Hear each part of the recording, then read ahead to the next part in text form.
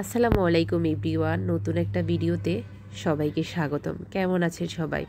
আশা করি যে যেখানে আছেন অনেক বেশি ভালো আছেন। আজকে আপনাদের সাথে একটা মজাদার মুরগির আইটেম শেয়ার করতে যাচ্ছি। মুরগি তো অনেকভাবে অনেকে রান্না করে খায়, আমরাও অনেকভাবে অনেক ধরনের রান্না করে খাই। তো এই রান্নাটাও আপনারা ট্রাই করতে পারেন, খেতে কিন্তু ভীষণ মজা হয়। যেমন নান বলেন, পরোটা বলেন, সাদা ভাত বলেন, খিচুড়ি বলেন, পোলাও বলেন, সব কিছুর সাথে কিন্তু খুব ভালো যায়।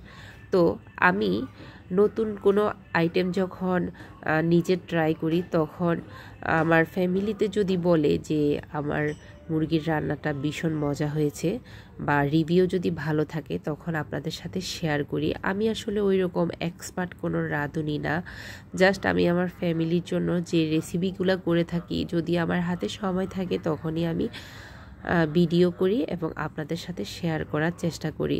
তবে রান্নাবান্নার ভিডিও করতে কিন্তু অনেক কষ্ট হয়, তো সেই ভিডিওতে যদি ভিউ না হয় তাহলে কিন্তু খুব খারাপ লাগে। আর আশা করি আপনারা ভিডিওটা সম্পূর্ণ দেখবেন এবং লাইক করবেন, কমেন্ট করবেন। তো শুরু করা যাক মূল রান্না। এই তো এখানে নিয়ে নিয়েছি সোনালী মুরগি। সোনালী মুরগিকে আমি মাঝারি সাইজ করে কেটে নিয়েছি, একেবারে বড়ও করি নাই, তারপর ছোট ছোটও করি নাই।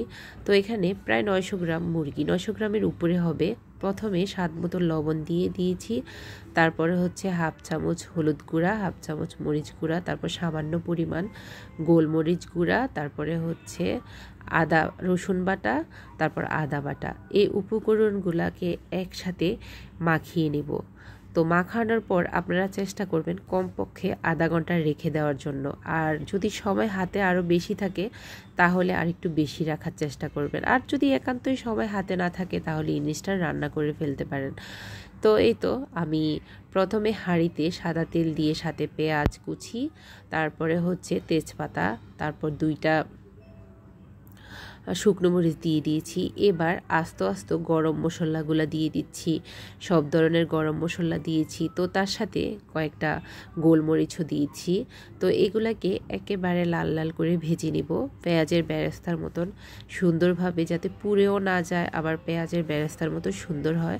এতে কিন্তু ভালো একটা ফ্লেভার আসবে রান্নাটাতে। তো তারপর হচ্ছে দিয়ে দিলাম রসুন বাটা, দিয়ে দিচ্ছি আবার আদা বাটা। আগে যেহেতু দিয়েছি সেই জন্য পরিমাণে অত বেশি করে দিই না। তো এই তো আদা রসুনের কাঁচা স্মেলটা যাওয়া পর্যন্ত কাছে থেকে একদম নেড়ে চেড়ে নিলাম।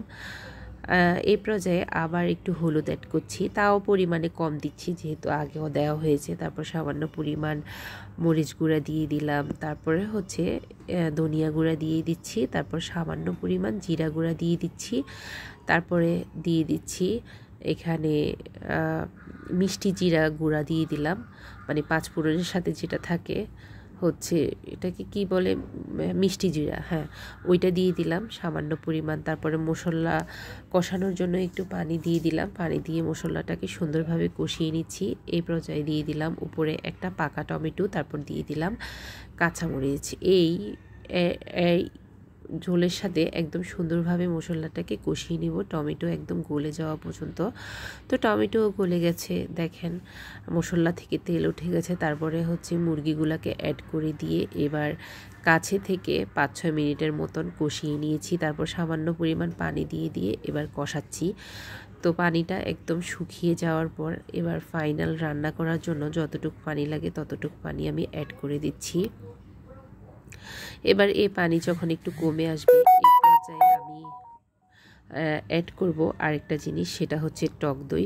টক দইটা হচ্ছে আজকের এই রেসিপিটাকে আর একটু অন্যরকম স্বাদ আনতে সাহায্য করবে। তো টক দইটা গুলে তারপর হচ্ছে আমি মুরগির সাথে অ্যাড করে দিলাম। এবার নেড়ে চেড়ে নিচ্ছি। তো দই দেওয়ার পর বেশিক্ষণ কিন্তু রান্না করতে হবে না। এই পর্যায়ে আমি আরও কিছু জিনিস মুরগির সাথে মিক্স করব।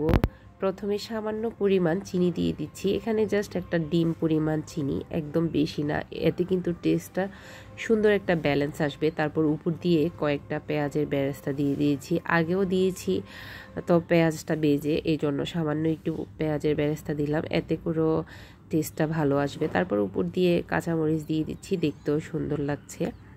তো উঠিয়ে নেওয়ার পর ধনিয়া পাতা দিয়ে পরিবেশন করব। আজকের পরিবেশনটা করতেছি পরোটা দিয়ে। কেমন হয়েছে অবশ্য কমেন্ট করে জানাবেন। আল্লাহ হাফেজ, সবাইকে ভালো থাকবেন সবাই।